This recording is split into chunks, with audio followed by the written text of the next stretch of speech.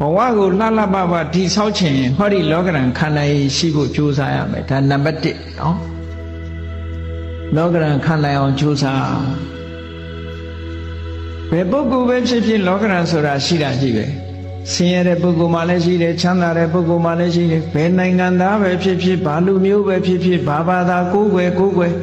ဒါတွေကတညီတယ်ပဲဘာဖြစ်လို့လောကဓမ္မလောကရဲ့သဘာဝလို့ပြောတာနော်လောကမှာနေတဲ့ပုဂ္ဂိုလ်တိုင်းဟာစိတ်ဓာတ်ကြံ့ခိုင်ဖို့ကြိုးစားရအဲ့ဒီစိတ်ဓာတ်ကြံ့ခိုင်တယ်ဆိုတာသူကသူကြံ့ခိုင်လာမှာမဟုတ်ဘူးကိုယ်တိုင်ကြိုးစားဖို့လိုအပ်တယ်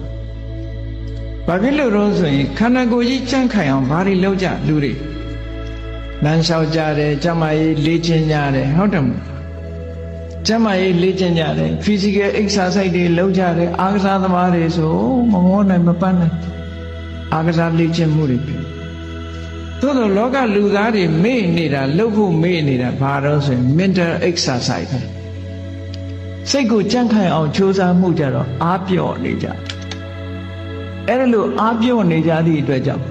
တလောကလုံးတစ်ကမ္ဘာလုံးမှာရှိကြတဲ့လူသားတွေဟာလောကရန်နဲ့ကြုံလိုက်လို့ရှိရင်ရိမ့်ရိုင်ထွက်သွားတယ်စိတ်ဓာတ်ကြံ့ခိုင်မှုအတွက်ကလည်းပဲ physical exercise လုပ်တယ်လို့ mental exercise လုပ်ဖို့လိုအပ်တယ်ပေါ့အဲ့ဒါတရားကျင့်တယ်ဆိုတာအဲ့ဒါပြောတာနော်တရားကျင့်တယ်ဆိုတာအဲ့ဒါပြော physical exercise လုပ်တယ်ဆိုလို့ရှိရင်လူတွေကလမ်းထွက်ရှောက်ရတယ်ကျမကြီးလေ့ကျင့်ရတယ်အပြေးလေ့ကျင့်တယ်ခန္ဓာကိုယ်ကြံ့ခိုင်အောင်လုပ်တယ်ဒါဖြင့်စိတ်ဓာတ်ကြံ့ခိုင်အောင်ဘာလို့ကတရားထိုင်တယ်တို့စိတ်ဓာတ်လေ့ကျင့်ခံယူတယ်စိတ်တည်ငြိမ်အောင်ကြိုးစားတယ်ကိုယ်အိမ်မှာကိုယ်နေရင်ကနေပြီးတော့မှန်ကန်တဲ့အတွေးကလေးတွေတွေးတယ်ဆိုပါစို့လောဘစိတ်တွေများနေတယ်တွေ့တာစိတ်တွေများနေတယ်တူနဲ့တူခင်မင်ပြီးတော့သိတွေ့တာမှုတွေများနေလို့ရှင်တွေးလေအေးလူဆိုတာတနေ့ကျတော့ခွဲရအောင်ပါပဲဟောမခွဲခင်တို့ဘာတွေလုပ်မလဲတချို့ကအဲ့ဒါမျိုးကိုစဉ်းစားရမှာမစဉ်းစားကြဘူးပေါ့စိတ်ဓာတ်ကြံ့ခိုင်အောင်အဲ့ဒါလေးကလေ့ကျင့်ပေးရဆိုပါစို့နုပြိုးနေတဲ့အရွယ်ရှိတဲ့ပုဂ္ဂိုလ်တွေက